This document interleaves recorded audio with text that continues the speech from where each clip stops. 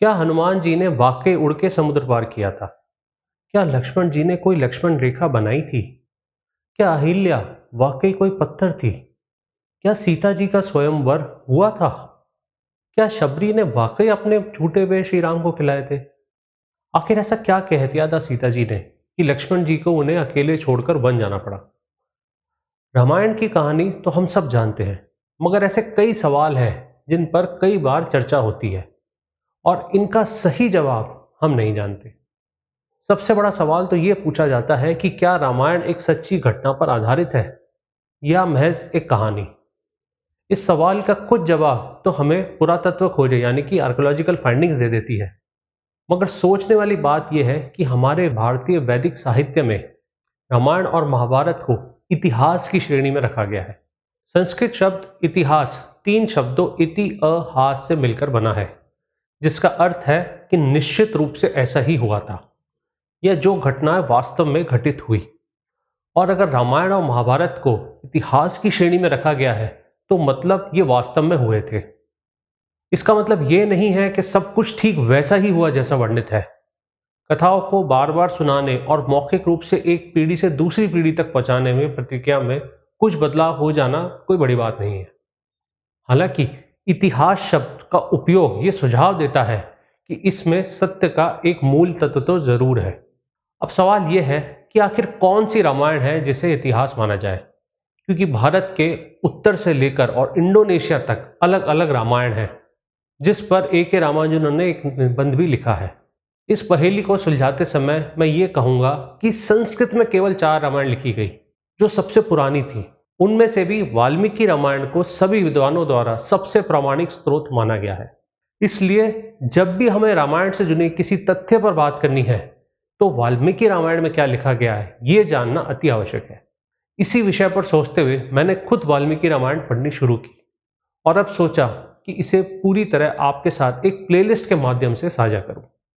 Hello everyone, मेरा नाम है अक्षय कपूर। इस प्लेलिस्ट में मैं आपको सुनाने वाला हूं वाल्मीकि रामायण। मुझे पूरा विश्वास है कि आपको यह पसंद आएगी, क्योंकि इस कहानी को आप पहचानते तो हो पर पूरी तरह जानते नहीं। मगर अब सवाल यह है कि आखिर मैं वाल्मीकि रामायण का कौन सा अनुवाद पढ़ रहा हूं या आपको सुनाने जा रहा हूं। इसका जवाब यह है कि मैं श्री विवेक देबरॉय द्वारा अनुवादित वाल्मीकि रामायण पढ़ रहा हूं, जो शायद इस समय मौजूद सभी अनुवादों में सबसे कम छेड़छाड़ वाला अनुवाद है। अब आगे बढ़ने से पहले कुछ रामायण पर बात और कर लेते हैं। रामायण शब्द बना है राम प्लस आयन से। आयन का अर्थ है यात्रा या प्रगति। इस प्रकार रामायण का अर्थ है श्री राम की प्रगति या श्री राम की यात्रा।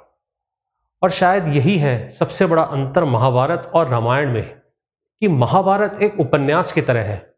उसमें वर्णित सभी मुख्य किरदारों की उनके दृष्टिकोण से बात की गई है, उनके असमंजस, उनकी दुविधाओं की बात की गई है। एक से अधिक नायक हैं उसमें, जबकि रामायण केवल श्री राम की कहानी है।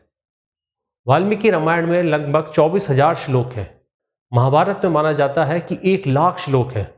इसलिए वाल्मीकि रामायण महाभारत के लगभग 1/4 आकार की है। ये 24,000 श्लोक 7 कांडों में वितरित है: बालकांड, अयोध्याकांड, अरण्यकांड, किष्किंधाकांड, सुंदरकांड, युद्धकांड और अंत में उत्तरकांड। कांड का अर्थ एक प्रमुख खंड या भाग से है। अधिकांश विद्वान सहमत हैं कि उत्तरकांड बहुत बाद में लिखा गया।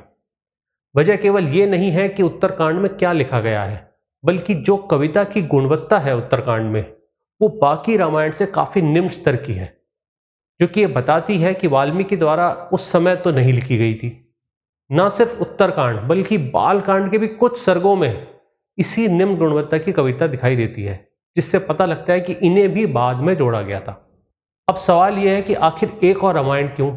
यूट्यूब पर रामायण है, वाल्मीकि रामायण भी है, कई पिक्चर भी बन चुकी है, और रामचरितमानस पर तो डीडी वाली रामानंद सागर जी वाली रामायण हम सब देख चुके हैं। फिर क्यों एक और रामायण?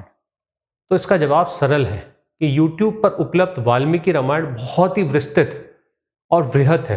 हर श्लोक के अनुवाद के साथ चलती है कहानी के रूप की बजाय, जबकि मुझे सुनानी है एक कहानी के रूप में। एक मेरे व्यूअर ने रिक्वेस्ट भी की थी कि सर कुछ ऐसा बनाइए जो मैं अपने बच्चे के साथ रात के समय सोने से पहले देख सकूं, जिसमें हम दोनों के लिए कुछ ना कुछ हो और सुनने में भी अच्छा लगे।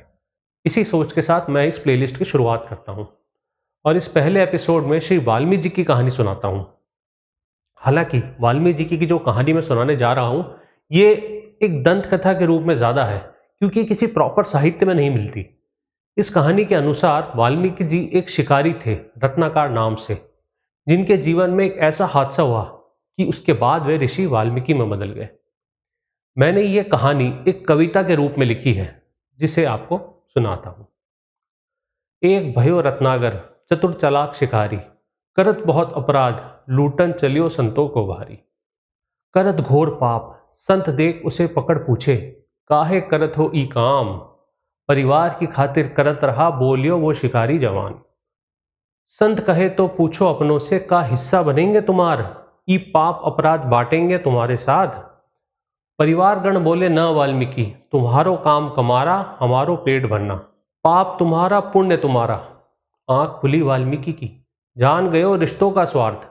उस दिन त्याग दियो सब अपराध, पकड़ लियो सन्यास का मार्ग। घोर तपस कियो उन्हें, रात दिन सब एक कियो। इतनो कियो परिश्रम, कि आए नारद मिलन उन्हीं से। पूछे का कोई सवाल है मन में, वाल्मीकि पूछे मुनि बताओ। है कोई ऐसो जगत में, जो निर्भीक भी हो ज्ञानी भी, जितेंद्र भी हो दयालु भी, जिसकी वाणी सत्य हो, हृदय सौम्य हो चित शांत, प्रतिशोध न जिसके भीतर हो, न हो अहम का कोई नामो निशान। है कोई ऐसो पुरुष इस जगत में? नारद मुस्कुराए और बोले, है एक पुरुष महान, जिसके रंग में रम जाए ये सारे गुण महान। वो है दशरथ पुत्र पुरुषोत्तम श्री राम। फिर वाल्मीकि जी ने श्री राम की कहानी रामायण लिखी। इसी बात के साथ मैं आज का ये एपिसोड खत्म करता हूं। अगले एपिसोड में हम शुरू करेंगे वाल्मीकि रामायण। जय हिंद, जय श्री राम।